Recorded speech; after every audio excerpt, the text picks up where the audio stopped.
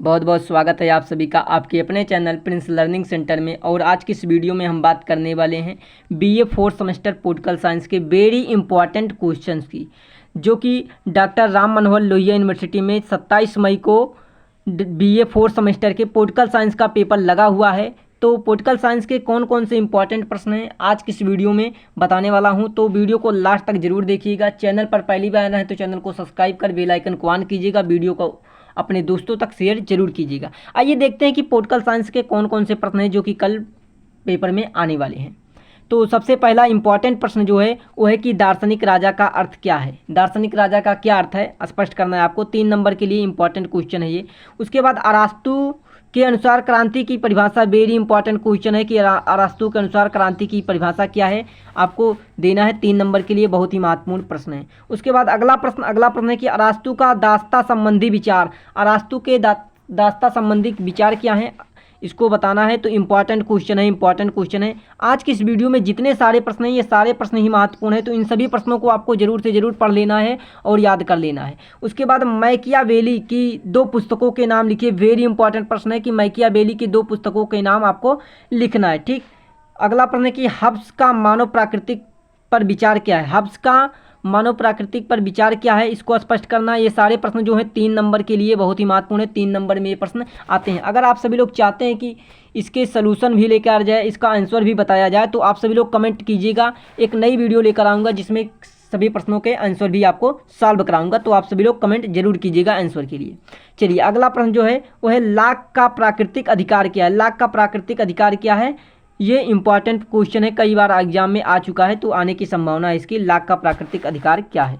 उसके बाद रूसो की सामान्य इच्छा, रूसो की सामान्य इच्छा क्या है, कभी कभी एग्जाम में आ जाता है रूसो की सामान्य इच्छा। ठीक। उसके बाद अगला है मील के दौरान, क्या मील के स्वतंत्रता पर विचार, मिल के स्वतंत्रता पर विचार क्या है, इनको बताना है कि मिल के क्या विचार है स्वतंत्रता को लेकर। तो इंपॉर्टेंट प्रश्न है, इंपॉर्टेंट है, तो आप सभी को इन सभी प्रश्नों को तैयार जरूर कर लेना है। ठीक, तैयार कर लेना है। 9वां प्रश्न है कि मार्क्स का अतिरिक्त मूल्य का सिद्धांत क्या है। वेरी इंपॉर्टेंट प्रश्न है, वेरी इंपॉर्टेंट क्वेश्चन है। क्या है, मार्क्स का अतिरिक्त मूल्य का सिद्धांत क्या है, इसको आपको स्पष्ट करना है, बताना है। 3 नंबर में ये प्रश्न आता है, अधिकांशतः 3 नंबर में आता है। ठीक। उसके बाद अन्ना अरेंट का स्वतंत्रता संबंधी विचार, अन्ना अरेंट का स्वतंत्रता संबंधी विचार क्या है, इंपॉर्टेंट क्वेश्चन है, कई बार एग्जाम में ये प्रश्न आया है, तो इसलिए इस प्रश्न को इंपॉर्टेंट कर देते हैं। अगला है कि हाब्स की किन्हीं 2 पुस्तकों के नाम लिखिए। हाब्स की किन्हीं 2 पुस्तकों के नाम, वेरी इंपॉर्टेंट क्वेश्चन है, 3 नंबर के लिए वेरी इंपॉर्टेंट क्वेश्चन है। हाब्स की किन्हीं 2 पुस्तकों के नाम लिखना है। ठीक।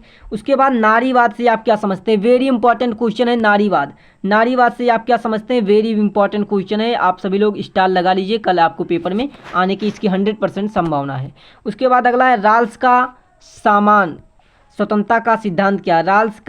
राल्स का सामान स्वतंत्रता का सिद्धांत क्या है, इंपॉर्टेंट है, कभी कभी एग्जाम में आ जाता है राल्स का स्वतंत्रता संबंधी सिद्धांत। ठीक। उसके बाद क्रांति से अरास्तु का क्या आशय है। क्रांति से अरास्तु का क्या आशय, 3 नंबर में से घुमाकर प्रश्न पूछ लेता है कि क्रांति से अरास्तु का क्या आशय, अर्थात अरास्तु का क्रांति पर क्या परिभाषा है, अरास्तु ने क्रांति पर क्या परिभाषा दी है, इसको लिखना है। तो 3 नंबर का प्रश्न है, कई बार एग्जाम में आ चुका है। ठीक। अगला प्रश्न जो है मानव स्वभाव क्या है, मानव स्वभाव के संबंध में मैकियावेली की अवधारणा स्पष्ट कीजिए। ठीक, इंपॉर्टेंट है, कई बार एग्जाम में आ चुका है कि मानव स्वभाव के संबंध में मैकियावेली की धारणा को स्पष्ट कीजिए, उसकी क्या अवधारणाएं हैं। अगला प्रश्न है कि धर्म और राष्ट्रवाद के संबंध में मार्क्सवादी धारणा को स्पष्ट कीजिए। वेरी इंपॉर्टेंट क्वेश्चन है। क्या है, वेरी इंपॉर्टेंट क्वेश्चन है, वेरी इंपॉर्टेंट, कि धर्म और राष्ट्रवाद के संबंध में मार्क्सवादी धारणा को स्पष्ट कीजिए। मार्क्सवादी धारणा क्या है जो धर्म और राष्ट्रवाद के संबंध में दी गई है। ठीक। उसके बाद अगला प्रश्न है इंपॉर्टेंट प्रश्न है, प्लेटो के संपत्ति एवं परिवार संबंधी साम्यवादी विचारों का आलोचना कीजिए, आलोचनात्मक वर्णन कीजिए। ये 6 नंबर में प्रश्न पूछा जाता है। ये प्रश्न जो पूछा जाता है ये 6 नंबर में पूछा जाता है कि प्लेटो के संबंधी एवं परिवार संबंधी साम्यवादी विचारों की आलोचना का वर्णन करना है आप। ठीक। अगला प्रश्न जो है मार्क्स का अतिरिक्त मूल्य का सिद्धांत क्या है। अतिरिक्त मूल्य के सिद्धांत की आलोचनात्मक व्याख्या कीजिए। ये प्रश्न क्या है, लॉन्ग क्वेश्चन है, अधिकतर ये 6 नंबर में नहीं तो 10 नंबर में आपको पूछा जाएगा ये। और यहाँ से देखिए मार्क्स का अतिरिक्त मूल्य सिद्धांत क्या, ये 3 नंबर में पूछ लेता है। ठीक, ये 3 नंबर के लिए बहुत ही महत्वपूर्ण है कि मार्क्स का अतिरिक्त मूल्य का सिद्धांत क्या है, 3 नंबर के लिए वेरी वेरी इंपॉर्टेंट क्वेश्चन है। क्या वेरी वेरी इंपॉर्टेंट क्वेश्चन है, तो आप सभी लोग इस प्रश्न को क्या कर लेना, तैयार जरूर कर लेना। ठीक, उसके बाद चलिए अगला प्रश्न देखते हैं। बेंथम के जेल सुधार और दंड सुधार संबंधी विचारों का वर्णन कीजिए। 6 नंबर के लिए बहुत ही महत्वपूर्ण प्रश्न है कि बेंथम के जेल सुधार दंड सुधार संबंधी विचार क्या हैं, उनका वर्णन करना है। ठीक, वर्णन करना है। उसके बाद अरास्तु का राजनीति शास्त्र जनक क्यों कहा जाता है, अरास्तु को राजनीति शास्त्र का जनक क्यों कहा जाता है, प्लेटो को क्यों नहीं, आपको स्पष्ट करना है।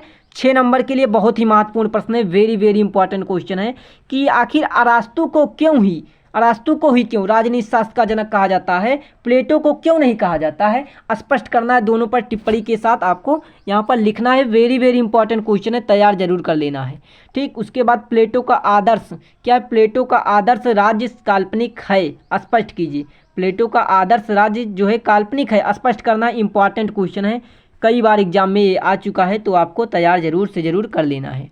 उसके बाद अगला है कि प्लेटो के संपत्ति विषयक क्या है, प्लेटो के संपत्ति विषयक साम्यवाद की धारणा, प्लेटो के संपत्ति विषयक साम्यवाद की धारणा क्या है, ये कई बार एग्जाम में आ चुका है, तो इसकी संभावना है कि आपके एग्जाम में आने की। ठीक, तो अगला प्रश्न है मध्ययुगीन चर्च राज्य संघर्ष पर टिप्पणी लिखिए। मध्ययुगीन चर्च राज्य संघर्ष पर टिप्पणी लिखिए, कभी कभी एग्जाम में पूछ लेता है, तो आपको इसको भी पढ़ लेना है। ठीक, उसके बाद अगला प्रश्न है कि बोंदा के संप्रभुता सिद्धांत की विवेचना कीजिए।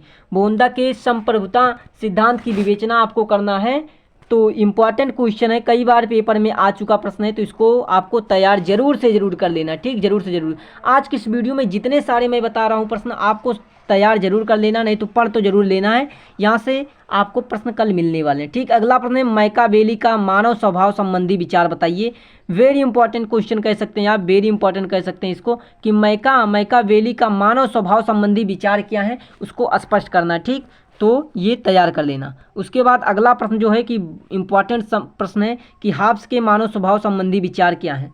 हाब्स ने मानव संबंधी क्या अपने विचार दिए हैं, उसको आपको स्पष्ट करना। इंपॉर्टेंट प्रश्न आप कह सकते हैं, तो इसको तैयार कर लेना है।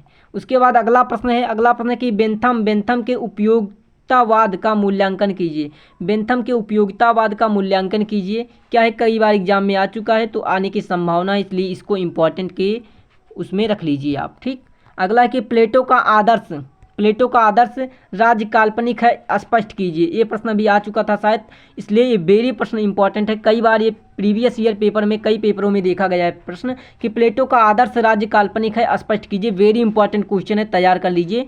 ये 3 नंबर में भी पूछता है, 6 नंबर में भी पूछता है। अगर व्याख्या करने को, वर्णन करने को कहेगा तो 6 नंबर में कहेगा, नहीं तो अगर सीधा वही पूछता है प्रश्न कि प्लेटो का आदर्श राज्य काल्पनिक है, स्पष्ट करना है, तो 3 नंबर में ये पूछ सकता है। ठीक, 3 नंबर के लिए बहुत ही महत्वपूर्ण है।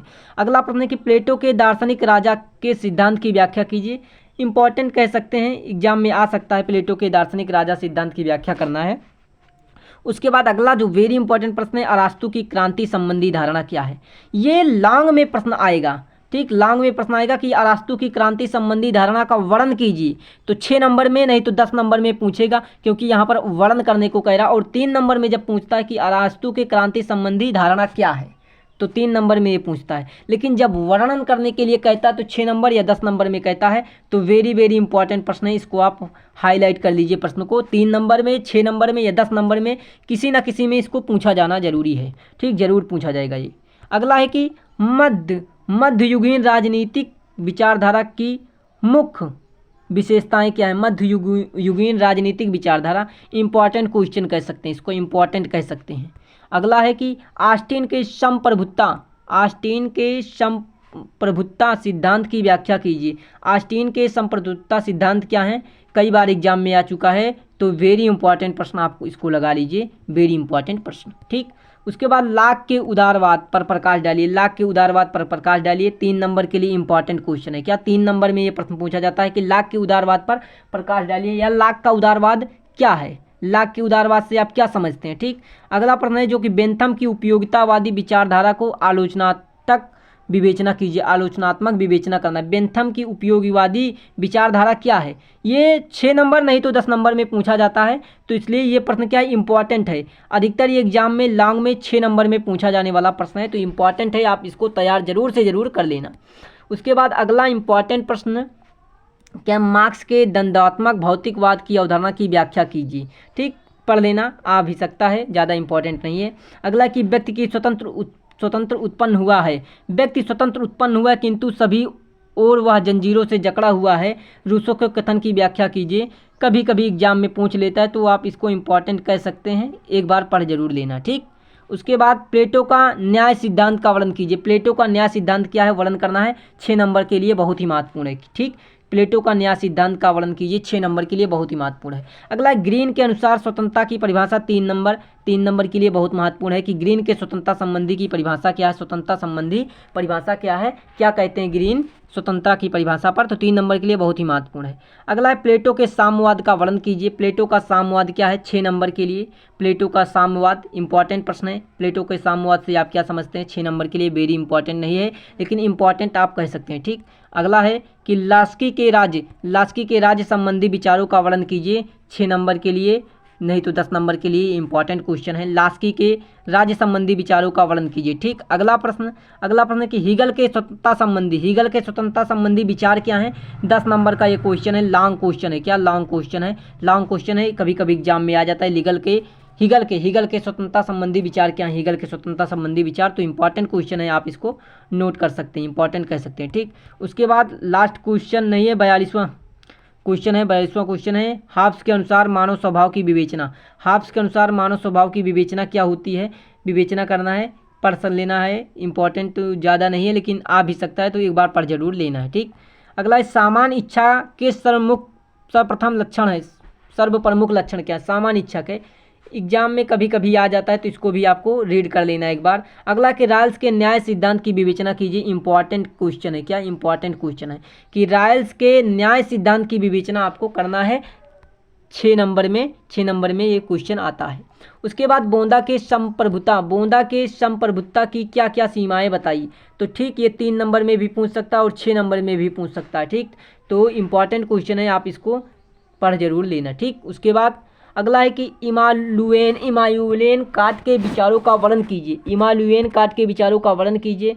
वर्णन करना, ये 10 नंबर में पूछा जाता है, प्रश्न 10 नंबर में पूछा जाता है, कई बार एग्जाम में आ चुका है, तो आप इसको तैयार जरूर करना, इंपॉर्टेंट आप इसको लगा लो।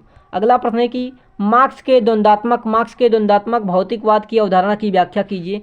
तो इसको 10 नंबर में प्रश्न आता है, जब भी आता है तो इंपॉर्टेंट कह सकते हैं, कई बार एग्जाम में आ चुका है, तो इंपॉर्टेंट कह सकते हैं। तो आज की इस वीडियो में मैंने टोटल 47 प्रश्न बताए हैं, जिनमें से आपके एग्जाम में बहुत सारे प्रश्न आने वाले हैं, कई सारे प्रश्न आपको देखने को मिलने वाले हैं। अब क्वेश्चन ये है कि सर इन प्रश्नों का आंसर कहाँ पर मिलेगा, आंसर कैसे याद पढ़ेंगे, कहाँ से पढ़ेंगे। तो आप सभी को अगर आंसर की आवश्यकता है, तो आप सभी लोग कमेंट बॉक्स में ज़रूर कमेंट कीजिएगा, तो हम एक नई वीडियो लेकर आएंगे जिसमें कि इसके आंसर को भी आपको प्रोवाइड कराएंगे। तो आप सभी के कमेंट का इंतजार रहेगा। मिलते हैं नेक्स्ट वीडियो में, तब तक के लिए आप सभी को थैंक यू।